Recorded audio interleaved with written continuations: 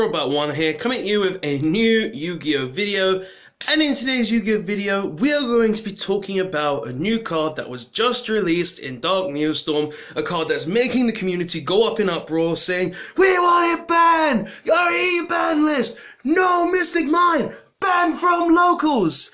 And as you just heard me say, it is Mystic Mine, or spell mining, whatever you want to call it, spell mining cave. And today we're basically just going to be talking about why the card is actually good for the game. Now, I know you people are probably picking up your pitchforks, your torches, and all your weaponry right now to come and get me, but hear me out.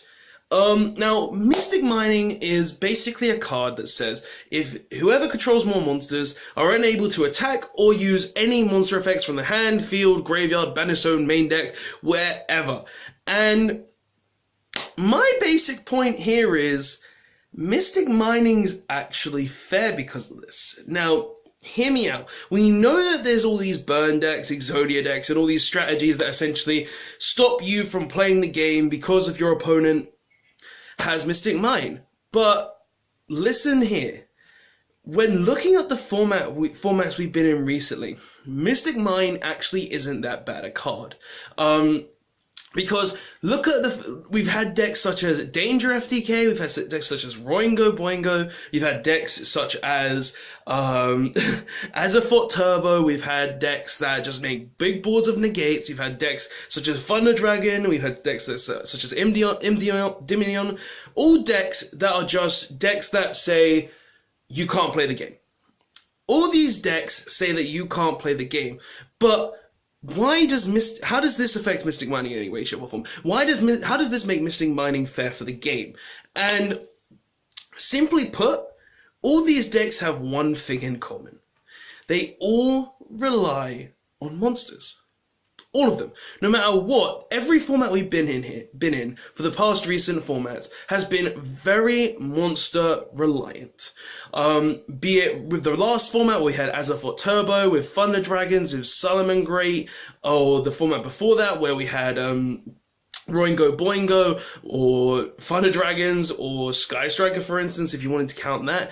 All of these decks in these formats have been very monster reliant. And every one of these decks have been able to just make boards that prevent you from playing the game because they control a ton of monsters. Current format where this is relevant, Thunder Dragons, still able to do everything they once did. Make triple Colossus, make some negates, pass. Other decks that can do this, Endymion, make 5 negates, pass. Salamangreat, make their board, maybe put a booster on or something, have some back row, pass. One thing all these decks have in common, they rely on monsters. And that is one of the main points why I believe Mystic Mining is good for the game. Because it's a card that essentially says, well, you're going to make boards of monsters that just say, I can't play the game. Thunder Dragons, put maybe a Crystal Wing, a Red Hot Dragon Archfiend on board. Maybe some other type of negates on board. I activate Mystic Mining, I can now play the game again, and also stop my opponent from stopping me from playing the game with hand traps, with any sort of card that just prevents me personally from playing the game, because I activated Mystic Mine. And Mystic Mine being that good of a card just to say, oh, you're stopping me from playing the game? Well, guess what? Mystic Mine, you tried to stop me? Well, guess what? Now I'm stopping you. And seeing as there's not a lot of cards in the game that's actually just a one card that lets you just come back from a situation like that, even against something like Pendulum Magicians, being able to just activate one Mystic Mine after maybe bluffing out the Vortex effect, to then be able to just play the game from there on out because you were able to out the entire board with just a Mystic Mine, lets you get to a position where you can play the game, where you can actually interact with your opponent to a degree, and just lets you come back. I don't see why people think Mystic Mine is a problem, when Mystic Mine is basically a card that says, my opponent has made the most stupid board in the game. Well, Mystic Mine, now you wait for me to play the game because you tried to stop me from playing the game. Like, against Thunder Dragons, Triple Colossus, you're unable to search now.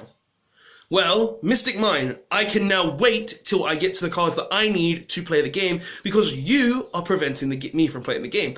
And it's not like Mystic Mine negates all the effects on the board. It's not like it does that. It's not like it negates all effects on board. It just prevents the activation of monster effects. So you can still have float effects like the Trickstar's burn effects. You can still have effects like Babushka, that's just a float effect in general. And I believe you don't have to activate it as a detach effect as well. So you can't activate the detach effect, so you have a permanent Babushka.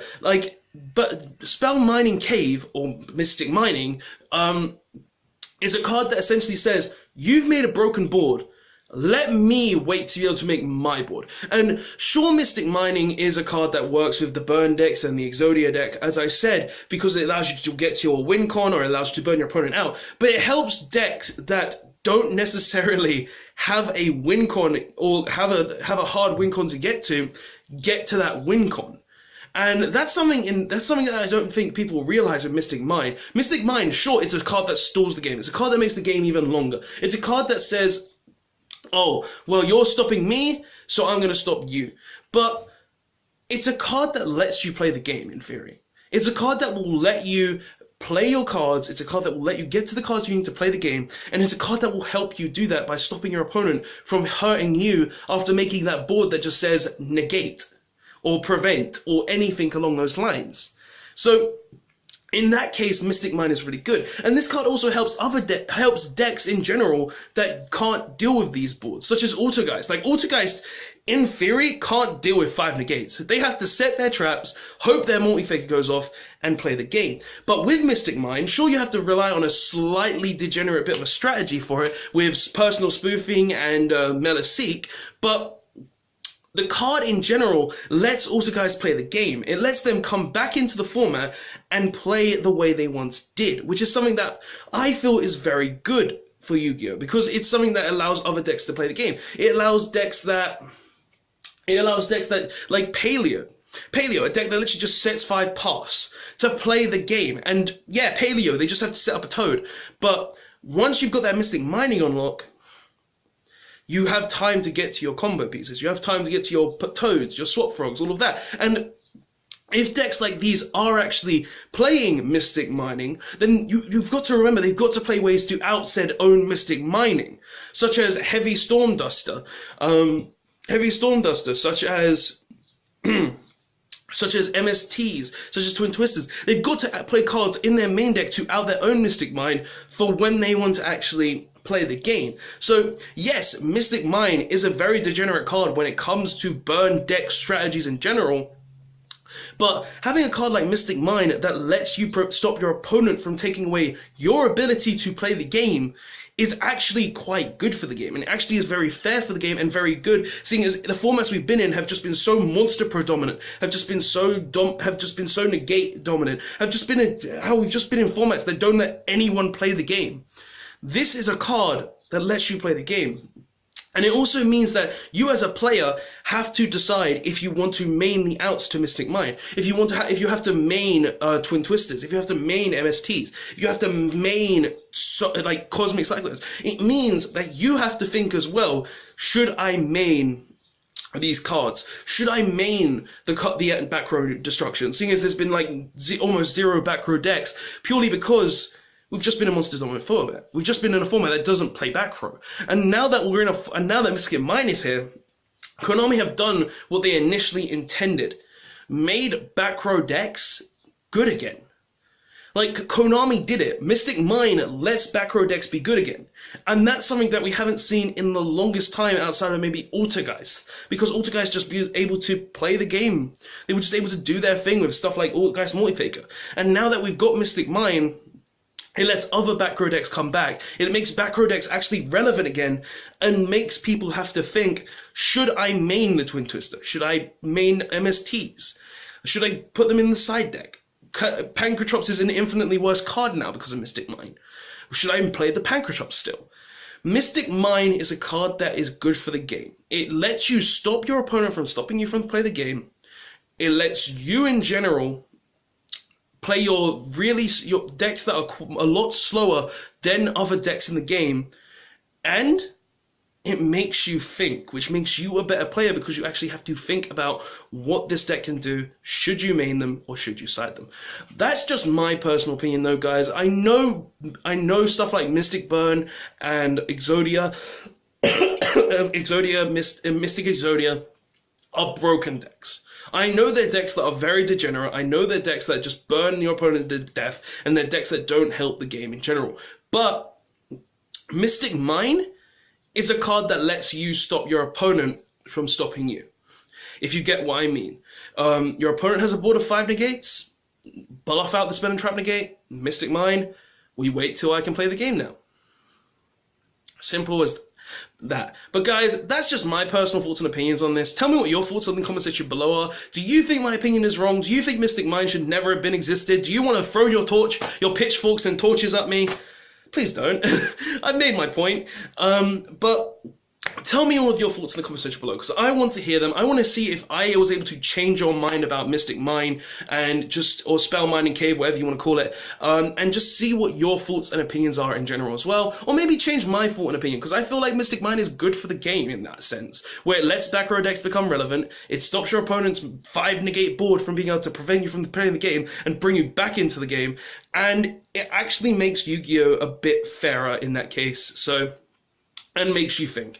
But tell me your thoughts in the comment section below. If you liked the video, don't forget to press the like button. I know 90% of you are going to dislike it, but do it anyway because I've made my point. If you want to see more Yu-Gi-Oh! Content from me though, press the subscribe button and the notification bell to be notified of any future Yu-Gi-Oh! Videos and streams that I do at 8 PM UK time on Thursday afternoons. Thank you all so much for watching. Mystic Mine is a card that I personally feel like is good for the game. Sure, it can be degenerate in a lot of cases, but in my personal opinion, it's just good. It helps the game, and it actually does let decks become somewhat relevant again. So guys, that's the video. Thank you all so much for watching. I'll see you next time. Robot1, signing out.